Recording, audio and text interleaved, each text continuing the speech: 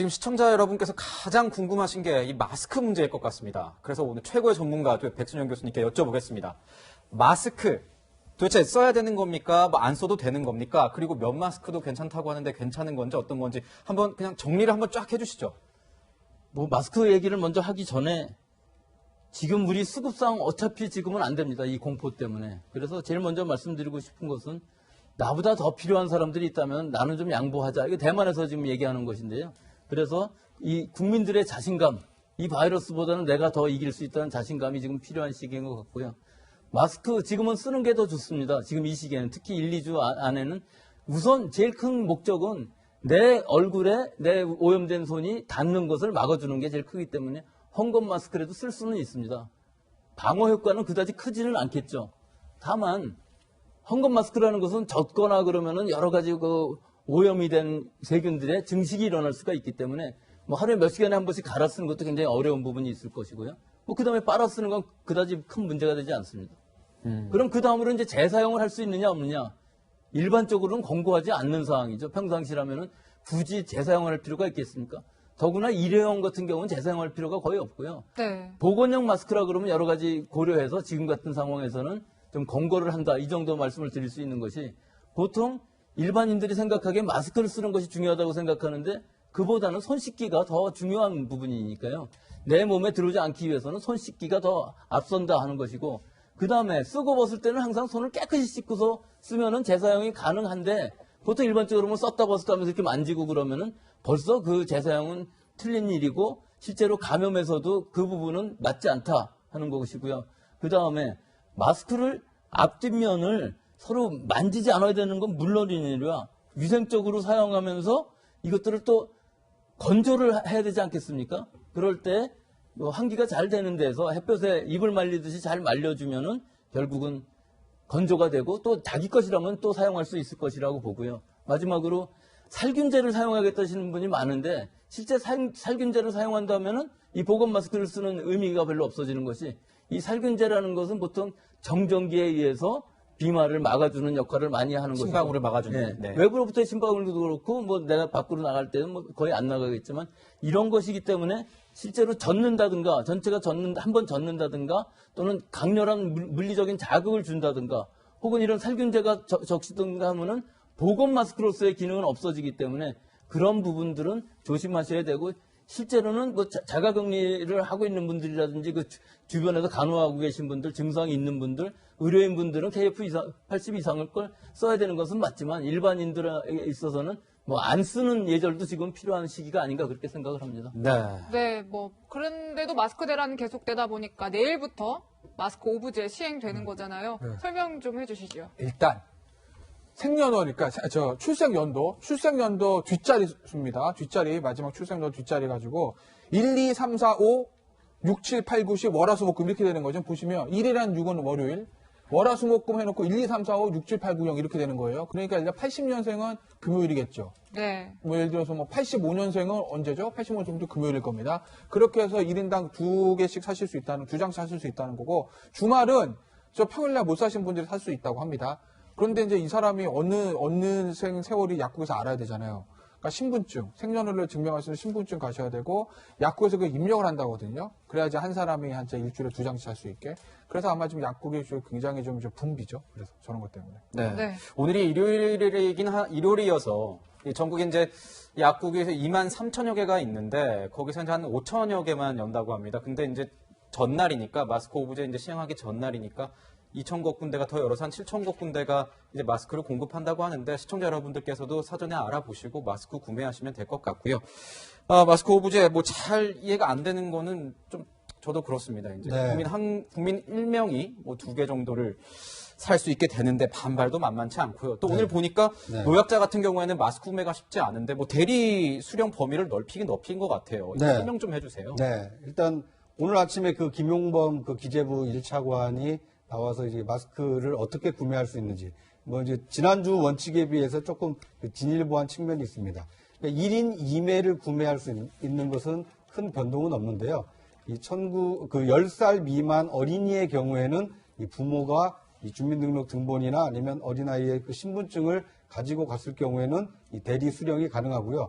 이 80세 이상 노인의 경우에도 이 다른 사람이 가족 관계라는 것을 증명한다라면 이 대리 수령이 좀 가능하도록 했습니다.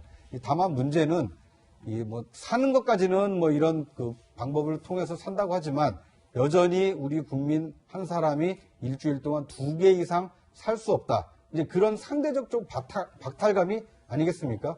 그러니까 대한민국이 굉장히 풍요로운 국가로 알고 있었는데 지금 그 코로나 바이러스가 확산돼서 내 몸을 가장 지켜줄 수 있는 수단인 마스크가 충분히 공급되지 않는다.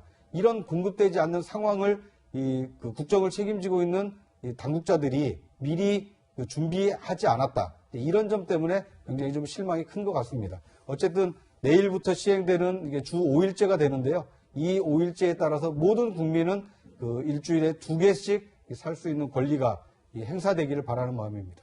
네, 이렇게 일주일에 한 명당 2개씩 마스크를 살 수 있는 마스크 오부제 시행되기 직전인 오늘 정세균 국무총리가 2번째 대국민 담화를 발표했죠. 마스크 지침 이런 것도 담겼는데 어떤 내용입니까? 그러니까 일단 보시면 정세균 총리 얘기는 아까 이제 공공기관 같은 경우에 공직자들에게 면마스크 좀 쓰겠다는 거고 지금 보시면은요. 마스크, 개별 공간에서 마스크 착용하지 않아도 된다고 얘기를 했다는 거고, 네. 그리고 아까 제가 말씀드렸듯이 공식사에서도 면 마스크 사용에 앞장서겠다는 거고, 그러니까 어떻게 보면은 공급을 지금 늘리는데 한계가 있으니 예. 수요를 조금 줄여보자라는 거거든요. 수요를 네. 줄이자. 근데 저 같은 일반 국민들은 조금 헷갈리긴 하죠.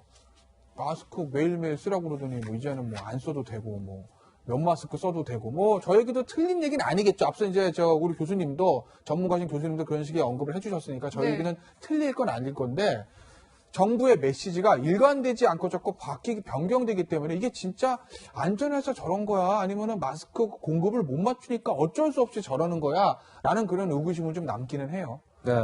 이렇게 마스크를 두고 갑로들박이 있는 이유는 정부가 어느 정도 키운 측면도 있는 것 같습니다. 정부의 이야기 들어보고 말씀 이어가겠습니다.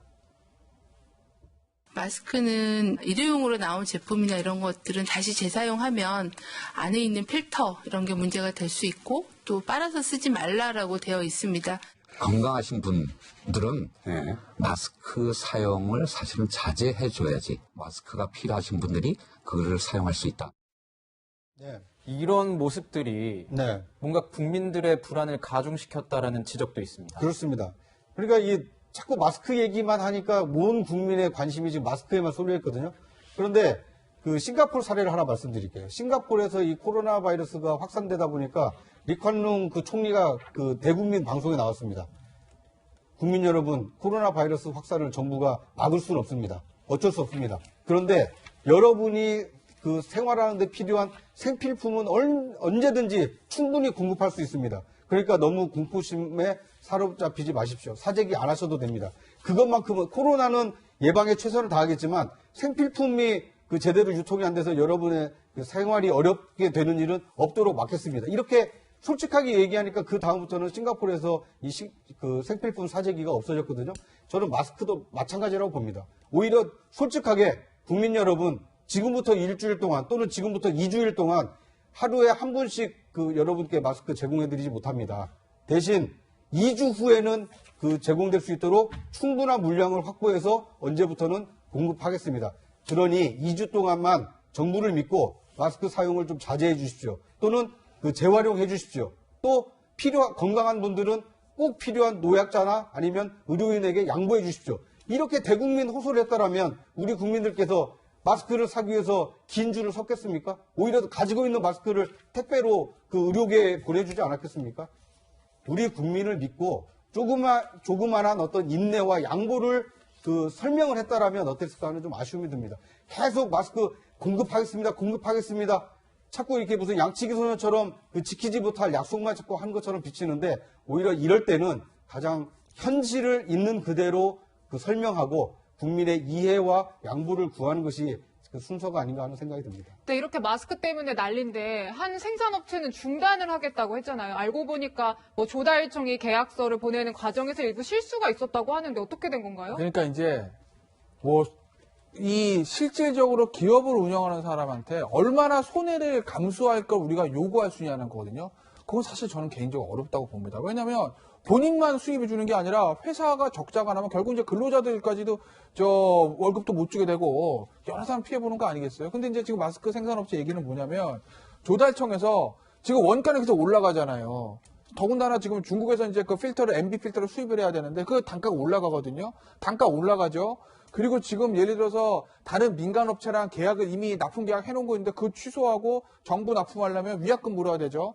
여러 가지 손해가 생겨요. 그리고 정부에서는 지금 예를 들면 기저귀 필터 라인을 마스크 라인을 바꾸라고 얘기는 하는 것 같은데 그거 바꿨다가 나중에 이 코로나 사태 진정된 다음에 마스크 수요 주면 그때는 어떻게 하겠어요.